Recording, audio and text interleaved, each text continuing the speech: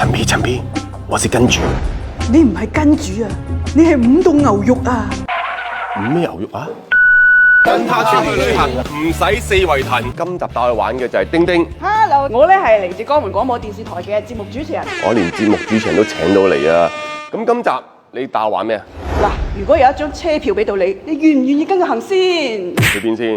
唔好問啦，跟我嚟知啊！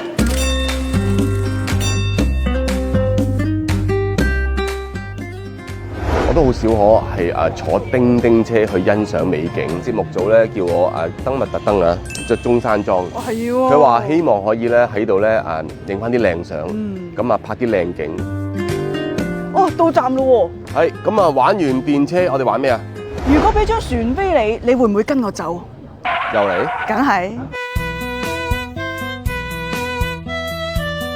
喂，丁丁啊，點解啲建築咧即係又中又西咁樣嘅咧？石陷古鎮有成370年歷史㗎啦。早年間咧，一班勤勞嘅開平人為咗揾真銀啊，去到遠赴重洋去美洲嗰度揾食㗎嘛。當然就揾翻啲錢翻嚟，仲帶咗好多西方嘅審美觀念翻嚟。即係嗰啲咩掘金嗰啲係真嘅，即係嗰啲金生阿伯去掘金。掘得幾多就唔知啦，個袋入邊應該裝到好滿下。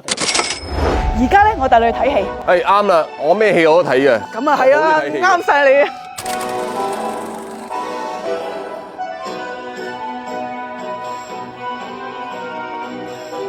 嗱，我咪話送份禮物俾你嘅，係啊，即刻寫，即刻送。原來有才華真係可以為所欲為嘅。一個係一個，你有錢好巴閉啊！但係我亦都有禮物俾你喎。係咩？因為我自己咧都好中意書法。